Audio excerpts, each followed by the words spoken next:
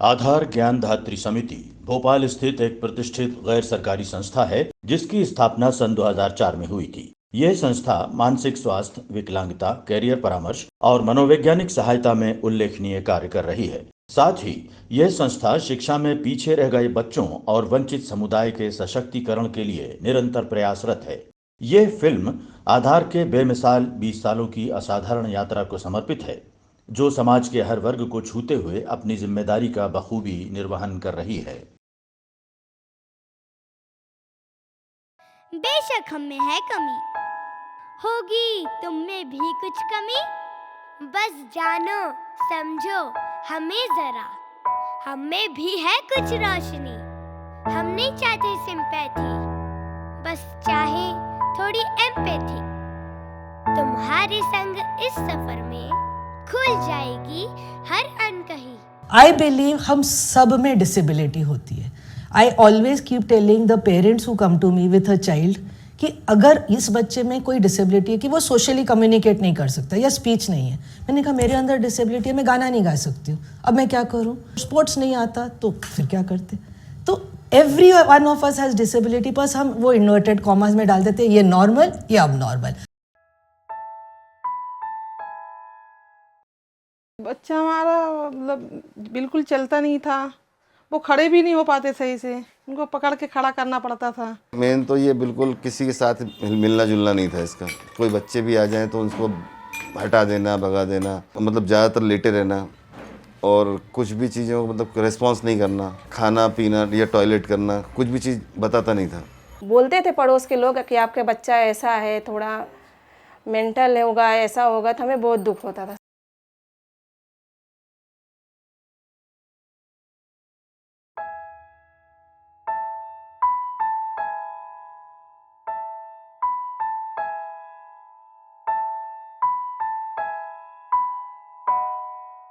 जिंदगी को मिले आधार नया, जिंदगी को मिले आधार नया, तो सुंदर बन जाए संसार नया, संसार नया। आओ आओ कोशिशों के बीज बोए हम, सपने सलोने आओ संजोए हम, इन परिंदों को भी परवाज मिले, इनकी खामोशियों को आवाज मिले, आवाज मिले। जब गाइडेंस एंड काउंसलिंग के कोर्स के लिए हम बरकतुल्लाह में एनरोल हुए तो वहाँ पे डॉक्टर चावला और डॉक्टर प्रीति से मेरी मुलाकात हुई। आपको यूनिवर्स मिलाता है लोगों को जो आपको अच्छा काम अगर कुछ करना है, तो हम वहाँ से मिले और वहाँ से हमने फ्रेंड्स शुरू हुए। एक टीचर थी, 2 फ्रेंड्स थे, हमने 3 फ्रेंड्स ऐसे मिलकर आधार सेंटर स्टार्ट किया। तो हमको लगा कि हम लोग कहीं कहीं अलग भी हैं, लाइक बहुत जगह ओवरलैप भी हो जाते हैं, तो क्यों ना मिलके ही कुछ शुरुआत की जाए। तो ऐसे मिलके हम लोगों ने आधार की शुरुआत करी। The child is identified by the marks he scores in the report card. बच्चे को टीसी दे देना is not the solution. You are creating another criminal in the society, which really touched my heart and I always wanted to do कि नहीं मुझे इस area में कुछ काम करना है। आधार में बेसिक मेजरली तो 3 हमारे डिपार्टमेंट्स हैं, like child development, career counselling and counselling. उसी के अंदर बहुत सारे सब डिवीज़न हैं। मेथोडोलॉजी है कि बच्चों को यदि इस तरह की कोई दिक्कत आती है कि वो पढ़ नहीं पाता है या बोर्ड पे लिखा हुआ लिख नहीं पाता है या जो लिखता है वो टीचर को नहीं समझ में आता है, एक विजुअल आइडेंटिफिकेशन जो रहता है, जो जागरूक पेरेंट्स रहते हैं वो तो आइडेंटिफाई थोड़ा करके खुद आते हैं। मोस्टली स्कूल से बच्चे रिकमेंड होके आते हैं, तब चावला मैडम उनका असेसमेंट लेती हैं। There is a long assessment procedure और फिर वो रेमेडिएशन के लिए उसको रिकमेंड करती हैं। फिर हर बच्चे की कॉपी देख के, उसकी स्कोर्स देख के एरर आइडेंटिफिकेशन होता है, किस तरह के वो एरर कर रहा है, उससे फिर लर्निंग मेथोडोलॉजी जो है वो हम डिज़ाइन करते हैं। फिर वो ट्यूटर्स बैठ के उस पर काम करते हैं। फिर हम गए आधार, वहाँ शीला मैडम थी, उन्होंने बहुत मेहनत करी उनके लिए, फिजियो वाली। तो अब लॉकडाउन में जा नहीं पा रहा था तो चावला मैडम ने एक ऑनलाइन क्लास शुरू कर दी थी तो उसमें भी इनको फ़ायदा हुआ है और आधार की ही वजह से आज ये इस मुकाम पे है कि चल भी रहा है, बोल भी रहा है, खा पी रहा है, सारा काम कर रहा है ये। अब तो बस हम यही कहते हैं कि वो हमारे बच्चे इस काबिल बन गए कि स्कूल जाने लगे और सब बच्चों के नॉर्मल बच्चों के साथ पढ़ाई करते हैं। बस हमारे दिल से तो बस यही दुआ निकलती है कि आधार और चावला मैडम ने मेहनत करी तो हमारा बच्चा इस काबिल बन गया कि दुनिया के साथ चल सके। अहम बदलाव तो इसकी रुचि जागने लगी कि ये मुझे पहनना है, ये मुझे खाना है और मतलब कि जब कोई सीरियल कार्टून सब जानता है वो। पिछले 1.5 साल सर बहुत सुधार आ गया, सब नॉर्मल बच्चों की तरह जैसे सारे बच्चे हैं ऐसा हो गया हमारा बच्चा भी। अब जितना भी परिवर्तन हुआ है ये टोटल सिर्फ आधार की वजह से हुआ है। आधार ने सब कुछ किया हमारे बच्चे के लिए। अब सुधार होने के बाद ऐसा लग रहा है कि हम इसको ये पढ़ाएंगे या ये बनाएंगे। पहले तो ऐसा लग रहा था बस ये खाना सीख जाए, नहाना सीख जाए या कि फ्रेश होना बताना सीख जाए, इतना ही हमारे लिए काफ़ी था। 95% जो बच्चे हैं वो रिकवर हो जाते हैं और जो 5% का मैं गैप कह रही हूँ वो बच्चों को या पेरेंट्स को इतनी पेशेंस नहीं रह जाती क्योंकि इट्स अ लॉन्ग प्रोसीजर। उठती जाती है चाहतें, जागती हैं ख्वाहिशें, आँख खोले देखे हैं कुछ सपने, तो खिल उठेंगे अभी, हाँ जी उठेंगे अभी, फूल हमारे उपवन के, जिंदगी को मिले आधार नया तो सुंदर बन जाए संसार नया, संसार नया। मेरी दुनिया एकदम अलग थी, अकेली, एकदम अकेली। मेरी माँ भी बहुत परेशान हुआ करती थी क्योंकि ना ही मैं किसी से बात करती थी, बात तो क्या मैं किसी से आंखें तक नहीं मिलाती थी, बस अपनी ही दुनिया में खोई रहती थी। तब मेरी माँ मुझे आधार ले गई और आधार ने मुझे स्कूल भेजा। हमने 3 क्षेत्र में शुरू किया। तो डिसेबिलिटी में जो बच्चा बिल्कुल बोलता नहीं है, जो बच्चा लॉस्ट है, अपनी दुनिया में है, वो बच्चा आज बोलने लग जाए, नॉर्मल स्कूल में जाने लग जाए, मेन स्ट्रीमिंग हो जाए, आई थिंक उससे बड़ा थैंकफुलनेस क्या हो सकती है, उससे बड़ी अचीवमेंट क्या हो सकती है। We have a team of therapist which are amazing and excellent, क्योंकि काम तो थेरेपिस्ट को ही करना है। जैसे बच्चा हमारे पास बहुत आए पर है, अटेंशन नहीं है, आई कांटेक्ट नहीं है, बैठ नहीं रहा है, सुन नहीं रहा, कमांड फॉलो नहीं कर रहा है। जैसे बच्चा अभी हमारे पास 3 मंथ में आया तो वो चल नहीं रहा था, अब वो धीरे धीरे स्लोली पैर रख रहा है, मूवमेंट खड़ा हो गया, मदर सपोर्ट नहीं कर रही फिर भी वहाँ से यहाँ तक चल ले रहा है डायरेक्शन में बिना सपोर्ट के। फिज़िकल हम उसकी एक्सरसाइज करवा के, उसको लेटा के, उसका मूवमेंट वर्किंग करवा के, स्ट्रॉन्ग करवा के, स्ट्रेंथनिंग एक्सरसाइज, स्ट्रेचिंग करवा के, और घर के लिए भी हम लोग यहाँ पे बताते। बच्चे की नीड के अकॉर्डिंग यहाँ काम किया जाता है कि उसको क्या ज़रूरत है इस चीज़ में, परिवार जैसे ये पूरा। यहाँ पे जैसे कि हमको एवरी 3 मंथ्स में आईपी देनी पड़ती है, बच्चे में मतलब क्या इम्प्रूवमेंट आया, पहले कौन सा लेवल था और अब कौन से लेवल पे काम करना है, तो उसके अकॉर्डिंग सब अलग अलग अपने व्यूज़ रख देते हैं। मतलब जैसे स्पेशल एजुकेटर है वो अपने पॉइंट्स रखेगा, ऑक्यूपेशनल थेरापिस्ट है वो अपने पॉइंट रखेगा। हम लोग है ना बच्चों पे अलग अलग तरह की थेरेपी वो करते हैं, मतलब सेंसरी के पार्ट रहते हैं। जैसे बहुत से बच्चों को क्ले के द्वारा करते हैं, कलर्स लगाते हैं। तो यहाँ पे ऐसी एक्टिविटीज़ होती है कि जो हम सिटिंग बच्चे को कर पाएँ। तो उसमें से एक एक्टिविटी हमने फेविकॉल की बच्चों पे ट्राई की थी, जो एक फेविकॉल की एक्टिविटी, उसमें बच्चे का कैसे कंसंट्रेशन, और जो हाइपर एक्टिव बच्चे रहते हैं उन्होंने सिटिंग का रिजल्ट दिया था। एक उनका फोकस हो रहा था कि फेविकॉल की तरफ, और उससे भी एक फाइन मोटर उनका इम्प्रूव हो रहा था कि कंसंट्रेशन के साथ साथ। ग्रेजुएशन सेरेमनी मतलब हम बच्चों को मेन स्ट्रीम स्कूल में जोड़ने की कोशिश करते हैं। बेस्ट स्कूल्स में बच्चे जा रहे हैं, they are practically near normal, ऐसे कुछ प्रॉब्लम्स नहीं है। अमृता स्कूल ड्रॉप आउट रही हैं और अब सफलतापूर्वक उन्होंने 10th क्लियर किया है।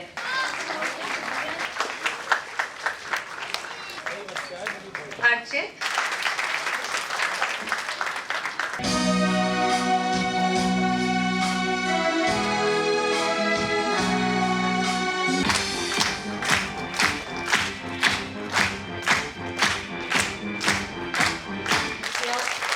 so caring.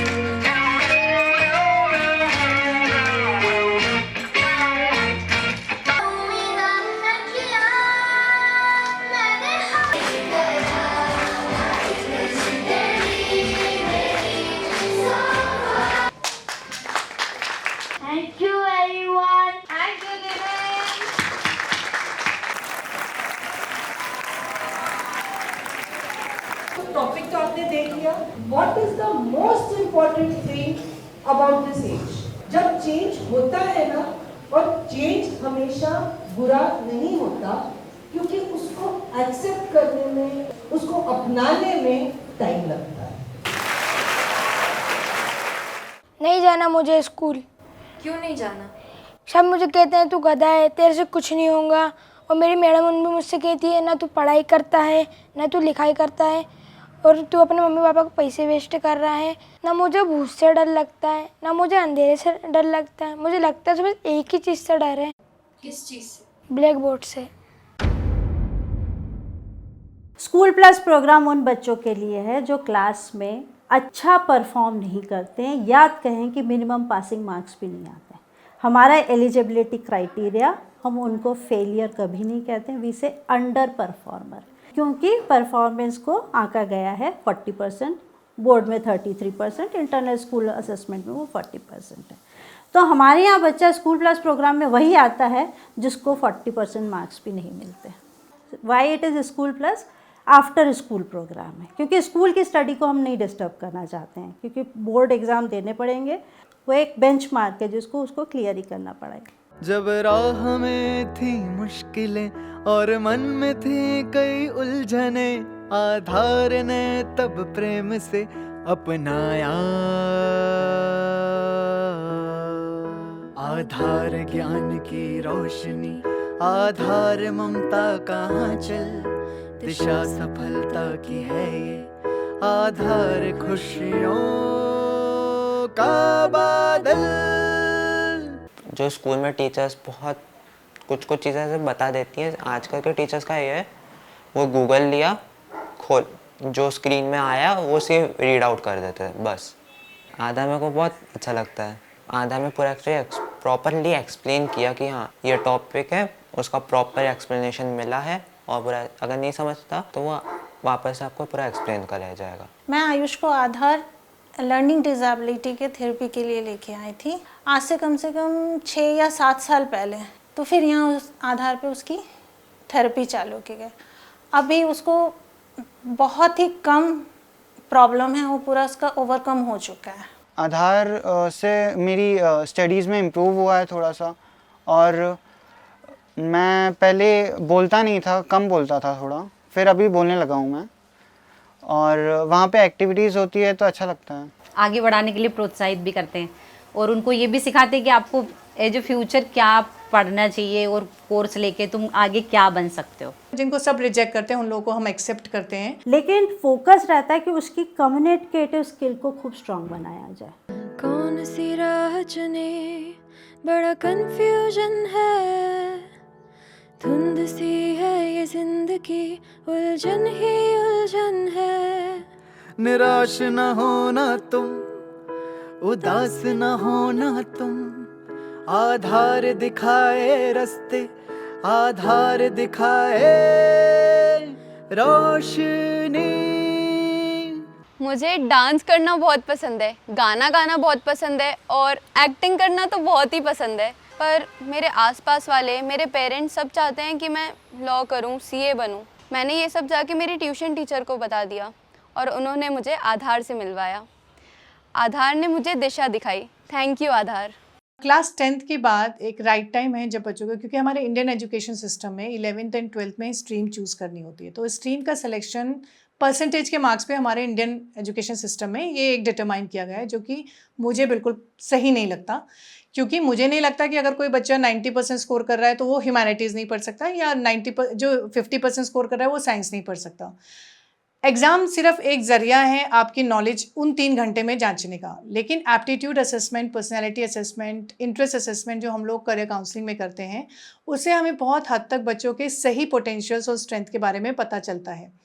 अगर बच्चा उन स्ट्रेंथ के बेसिस पे अपने समझते हुए कोई career related to that choose करता है, तो उसके सक्सेसफुल होने के चांसेस बहुत हाई रहते हैं, बिकॉज वो कुछ वो कर रहा है जो उसको करना चाहिए। And I feel very very lucky that I went to Aadhaar, and उन्होंने मुझे सही गाइडेंस दी, और उसी चीज़ को नींव बना के मैंने अपना करियर बनाया। तनराज जब 12th में था, मतलब 3 years बैक, तो हम जब इट वाज कोविड टाइम तो हम ढूंढ रहे थे कि कुछ उसके काउंसलर, क्योंकि उसका क्लैरिटी नहीं थी उसके पास कि कौन सा कोर्स में करना है। मुझे आधार काउंसलिंग सेंटर के बारे में पता लगा। जो उनके सेशंस होते हैं, आई गो थ्रू दैट।